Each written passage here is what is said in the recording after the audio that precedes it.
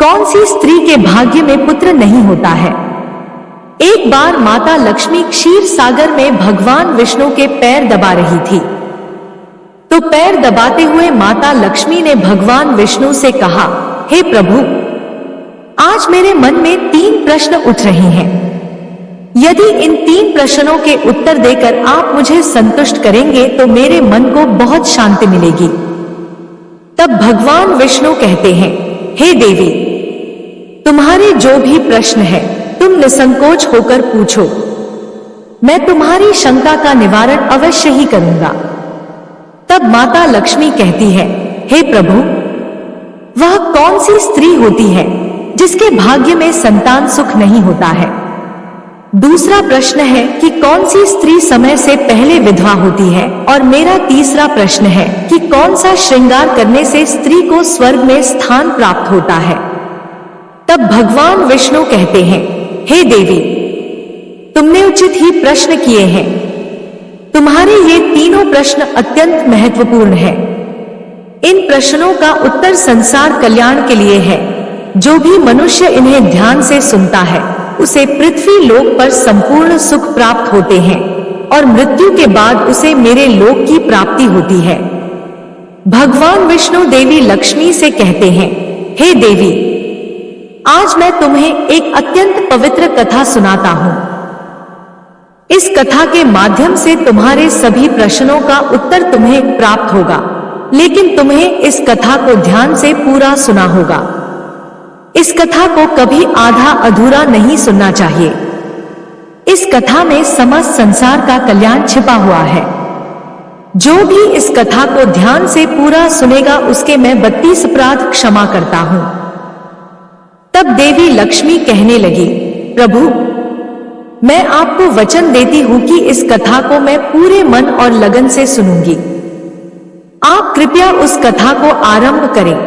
तो दोस्तों, आप सभी से एक विनती है कि आप भी इस कथा को पूरा जरूर सुनें। इसे आधा अधूरा सुनना पाप माना जाता है। कथा शुरू करने से पहले कमेंट में जय मां लक्ष्मी और जय श्री हरि विष्णु अवश्य लिखें। साथ ही वीडियो को लाइक करना ना भूलें। तो चलिए आरंभ करते हैं। भगवान विष्णु कहते हैं, हे देवी, एक समय की बात है। मध्य देश में एक छोटा सा नगर था। उस नगर में एक सेठ रहता था। उस सेठ के 2 पुत्र थे और सेठ के दोनों बेटों का विवाह भी हो चुका था। सेठ के घर में किसी चीज की कोई कमी नहीं थी, किंतु सेठ की पत्नी का स्वभाव अत्यंत दुष्ट था। सेठ की पत्नी और सेठ के बड़े बेटे की पत्नी दोनों का ही स्वभाव दुष्ट था। सेठ की पत्नी अपनी बड़ी बहू का तो बहुत लड़ी प्यार करती थी, किंतु छोटे बेटे की पत्नी के साथ बुरा व्यवहार करती थी। घर की सबसे छोटी बहू अर्थात छोटे बेटे की पत्नी बहुत अच्छे स्वभाव की, ईश्वर पर श्रद्धा रखने वाली पतिव्रता नारी थी। वह अकेले ही घर का सारा काम किया करती थी और गृह कार्य में दक्ष थी। इतना अच्छा स्वभाव होने के बावजूद भी उसकी सास उसके साथ बुरा व्यवहार करती थी, उसका हमेशा अपमान करती थी।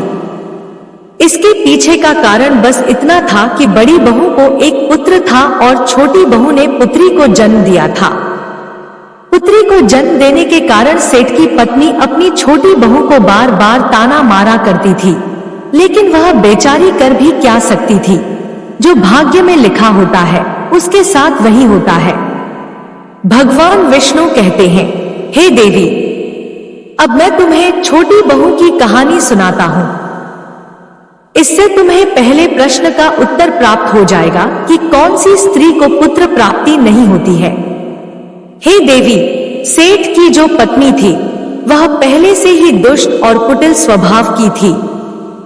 उससे उसकी सास भी परेशान थी।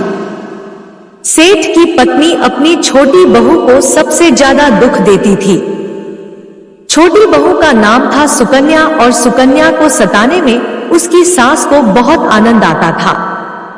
सुकन्या बेचारी रोज सुबह ब्रह्मा मुहूर्त में जाकर अपने घर के काम करती थी और दिन भर काम करने के बाद उसे रात्रि को ही सोने को मिलता था।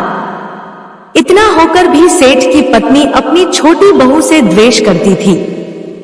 जब छोटी बहू झाड़ू लगाती तो उसकी सास आकर उसे ताना मारती थी कि तेरे हाथ में जान नहीं है क्या? तू जल्दी जल्दी झाड़ू लगा, मैं मंदिर जा रही हूँ। मेरे लौटकर आने से पहले तू भोजन बनाकर तैयार रखना और आते ही मैं उस भोजन को ग्रहण करूंगी और सुन अन्न का एक दाना भी बर्बाद ना हो पाए। बेचारी सुकन्या चुपचाप अपनी सास का अत्याचार सहन करती थी और उसकी सास की हर आज्ञा का बड़ी ही विनम्रता से पालन करती थी। फिर छोटी बहू खाना बनाते हुए सोचने लगी कि मैं घर का इतना काम करती हूँ, लेकिन फिर भी मैं चैन की सांस नहीं ले पाती हूँ। मेरी सासू माँ किसी न किसी बात को लेकर मुझे ही ताना मारती रहती है। पता नहीं कब उनकी ताना देने की आदत जाएगी। सुकन्या इतना सोच ही रही थी कि तभी घर के दरवाजे पर खटखटाने की आवाज सुनाई दी। छोटी बहू ने सोचा, अभी तो भोजन तैयार भी नहीं हुआ है, लगता है मेरी सासू माँ आज जल्दी लौट गई, अब वह फिर से सताना मारेगी। तब सुकन्या ने दरवाजा खोला तो उसने देखा कि द्वार पर एक सन्यासी खड़ा हुआ है। वह सन्यासी सुकन्या से कहने लगा, बेटा सदा सुहागिन रहो, तुम इस सन्यासी के लिए कुछ भोजन का दान करो।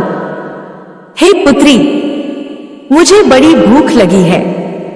तब सुकन्या ने सोचा, अगर मैं इस सन्यासी को भोजन करा दूं और इतने में मेरी सास आ गई तो मेरी खैर नहीं।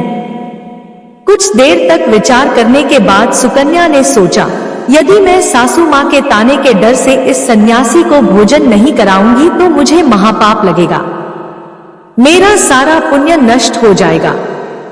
इतना सोचकर सुकन्या ने उस सन्यासी को घर के अंदर बुला लिया। अतिथि धर्म का पालन करते हुए सुकन्या उस सन्यासी को भोजन कराने लगी। उतने में ही उसकी सास घर पर आ पहुंची और उस सन्यासी को घर के अंदर भोजन करते हुए देखकर उसे बहुत गुस्सा आ गया।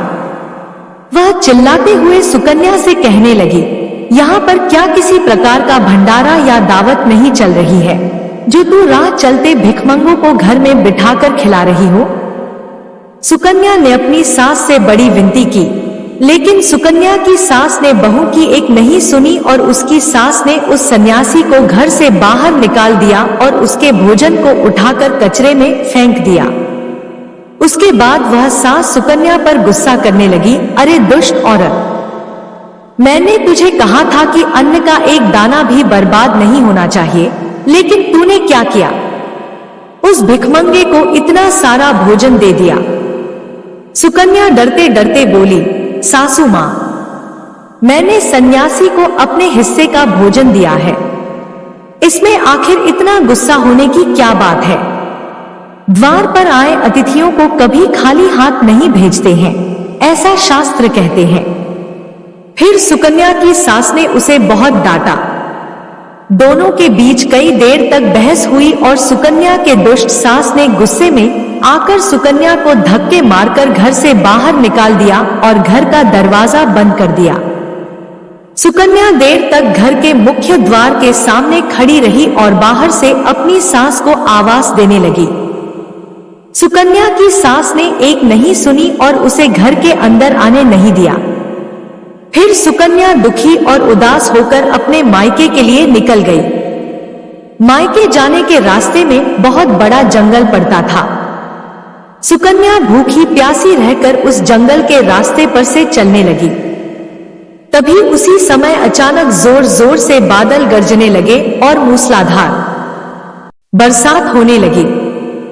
बारिश से बचने के लिए सुकन्या एक वृक्ष के नीचे जाकर खड़ी हो गई। वहां पर सुकन्या ने देखा कि पेड़ के नीचे में कोटर बना हुआ है। फिर वह बिना देरी किए जल्दी से उस कोटर में घुस गई। कोटर में जाने के बाद सुकन्या ने देखा कि अंदर कोई साधु महात्मा बैठे हैं। वह सन्यासी कोई और नहीं बल्कि भगवान विष्णु ही साधु का रूप धारण करके बैठे हुए थे। जब उस साधु ने उस सुकन्या को देखा तो बोले, हे पुत्री, तुम इस घने जंगल में अकेले क्या कर रही हो? रोना बंद करो, मैं तुम्हारे बारे में सब कुछ जानता हूँ। तुम्हारे ससुराल वाले अत्यंत दुष्ट स्वभाव के हैं और वे तुम्हें बहुत दुख देते हैं। इसका कारण केवल बस इतना है कि तुम्हें पुत्र की प्राप्ति नहीं हुई है। पुत्री को जन्म देने के कारण तुम्हें तुम्हारी सास के ताने सुनने पड़ते हैं। हे पुत्री, तुम चिंता मत करो, मैं तुम्हें एक पर्ची देता हूं। इस पर जो भी उपाय लिखा हुआ है, तुम उस उपाय को पूरे मन के साथ करो, फिर तुम्हें एक गुणवान पुत्र की प्राप्ति होगी। फिर सुकन्या ने वह पर्ची ली और वह साधु वहां से अचानक से गायब हो गए। ये चमत्कार देखकर सुकन्या बहुत प्रसन्न हुई और जब बारिश रुकी तो सुकन्या का पति उसे ढूंढते हुए उस स्थान पर पहुंच गया। सुकन्या ने अपने पति को सारी हकीकत बता दी और फिर दोनों ने ही घर वापस ना जाकर उसी जंगल में रहने का निर्णय लिया। वहीं पर रहते हुए एक दिन सुकन्या के मन में पुत्र प्राप्ति का ख्याल आया और वह मन ही मन सोचने लगी कि यदि मेरा भी कोई पुत्र होता तो आज ससुराल में मुझे बहुत ज्यादा इज्जत मिलती। तभी सुकन्या को उस साधु के द्वारा दी गई पर्ची की याद आ गई और फिर जब उसने वह पर्ची खोलकर पढ़ा तो उसने देखा कि जो स्त्री पुत्र प्राप्ति की कामना रखती है उसे रात्रि में अपने पति की बाईं तरफ सोना चाहिए। ऐसा करने से कुछ समय बाद में बाएं करवट लेटने से नाक का दाहिना स्वर और दाहिनी करवट लेने से नाक का बायां स्वर चालू हो जाता है। फिर जब पुत्र की इच्छा हो तो उस स्थिति में मिलन से पहले यह निश्चित कर लेना चाहिए कि पुरुष का दायां स्वर चलने लगे और स्त्री का बायां स्वर चलने लगे और उसी समय पर गर्भधान किया जाना चाहिए। ऐसा करने से निश्चित ही पुत्र की प्राप्ति होती है। इसके विपरीत नाक के स्वर चलने से पुत्र की प्राप्ति होती है। उस पर्ची में आगे लिखा हुआ था कि मासिक धर्म शुरू होने के बाद पहले 4 दिनों में पुरुष के साथ मिलन करने से पुरुष को रगड़ता प्राप्त हो जाता है और 5वीं रात्रि में मिलन करने से पुत्र की प्राप्ति पुत्री है तथा 6ठी रात्रि में मिलन करने से पुत्र रत्न की प्राप्ति होती है। 7वीं रात्रि में मिलन करने से बंध्या पुत्री होती है। 8वीं रात्रि में मिलन करने से बलशाली पुत्र की प्राप्ति होती है। 9वीं रात्रि में मिलन करने से सुंदर कन्या की प्राप्ति होती है तथा 10वीं रात्रि में मिलन करने से विद्वान और अति श्रेष्ठ पुत्र की प्राप्ति होती है। 11वीं रात्रि में मिलन करने से सुंदराचरण वाली कन्या प्राप्त होती है। 12वीं रात्रि में मिलन करने से गुणवान पुत्र होता है। 13वीं रात्रि में मिलन करने से लक्ष्मी स्वरूपा पुत्री होती है। 14वीं रात्रि में मिलन करने से गुणवान, बुद्धिमान तथा बलवान पुत्र होता है। फिर सुकन्या ने मासिक धर्म के बाद 14वीं रात्रि में अपने पति के साथ मिलन किया और उसके बाद गर्भ धारण किया। फिर दूसरे दिन सुकन्या का पति जंगल में लकड़ी काटने के लिए चला गया और सुकन्या घर पर पड़ी रही। फिर अचानक से तेज तूफान आया और सुकन्या की झोपड़ी उड़ गई। फिर सुकन्या दौड़ती हुई उसी पेड़ के कोटर में जाकर रुक गई जहां पर उसे वह साधु मिला था। सुकन्या वहां अपने पति की राह देख रही थी कि अचानक वहां पर 2 राक्षसी आ गई। वह राक्षसी अत्यंत मायावी थी। फिर उन्होंने उस कोटर के साथ पेड़ को उड़ाकर एक ऐसे स्थान पर चली गई जहां पर बहुत सारा सोना था। जब सुकन्या ने यह दृश्य देखा तो वह चौंक गई। सुकन्या पेड़ के कोटर में छिपी रही। जब वह राक्षसी भोजन की तलाश में गई तो सुकन्या ने उस स्थान पर से बहुत सारा सोना उठा लिया और उसे कोटर में भर लिया। जब वह राक्षसी लौट आई तो फिर से पेड़ पर बैठकर वे उस पेड़ को उड़ाकर उसी जंगल में आ गई। राक्षसियों के जाने के बाद सुकन्या वह सारा सोना लेकर अपने पति के पास चली गई और उसे वह सारा सोना दे दिया। फिर पति और सुकन्या दोनों अपने ससुराल को लौट गए। वहां जाकर उसने अपनी सास को वह सोना दे दिया और सारी हकीकत बता दी, जिसे सुनकर उसकी सास को बहुत गुस्सा आया और बोलने लगी, अरे मूर्ख औरत, तू बस इतना ही सोना लेकर आ गई। इतने सोने से क्या होगा? मैं होती तो बहुत सारा सोना लेकर आ जाती। फिर उसकी सास भी उस जंगल के कोटर में जाकर छिप गई और राक्षसियों की राह देखने लगी। तभी वह 2 राक्षसी वहां पर आई और फिर उन्होंने उस कोटर को उड़ाकर एक बर्फीले पहाड़ पर ले गई। ये देख सास बहुत क्रोधित हो गई और बोलने लगी, ये कहां लेकर आई है? यहां तो बस बर्फ और मिट्टी है। तभी उन राक्षसियों ने उसकी आवाज सुनी और देखा तो एक बूढ़ी औरत पेड़ के कोटर में छिपकर बैठी है। फिर उन्होंने उस सास को बाहर निकाला और उस बर्फीले पहाड़ पर फेंक दिया। जमीन पर गिरते ही उसकी मौत हो गई। इधर सुकन्या बड़े आनंद के साथ रह रही थी, लेकिन सुकन्या की सास कभी नहीं लौटी। तो सुकन्या ने जाकर उस कोटर में देखा तो वहां पर उसकी सासन ही थी। उसे समझ में आ गया कि लालच के कारण उसकी सास की मृत्यु हो गई। भगवान विष्णु कहते हैं, हे लक्ष्मी, जिस स्त्री को पुत्र प्राप्ति की कामना है उसे मैंने सुकन्या को दी हुई पर्ची में बताए गए उपाय जरूर करने चाहिए। तुम्हारा दूसरा प्रश्न यह था कि किस कारण से स्त्री जल्दी विधवा होती है। तो जो स्त्री अत्यधिक लालच करती है वह स्त्री जल्दी विधवा होती है, और जो स्त्री चरित्र का गहना पहनती है उसे मृत्यु के पश्चात स्वर्ग की प्राप्ति होती है। एक स्त्री को अपने चरित्र का त्याग कभी नहीं करना चाहिए। तो दोस्तों, इस प्रकार से भगवान विष्णु ने माता लक्ष्मी को यह कथा सुनाई थी। उम्मीद है आपको यह कथा पसंद आई होगी। वीडियो को लाइक जरूर करें और ऐसी ही और कथाओं को सुनने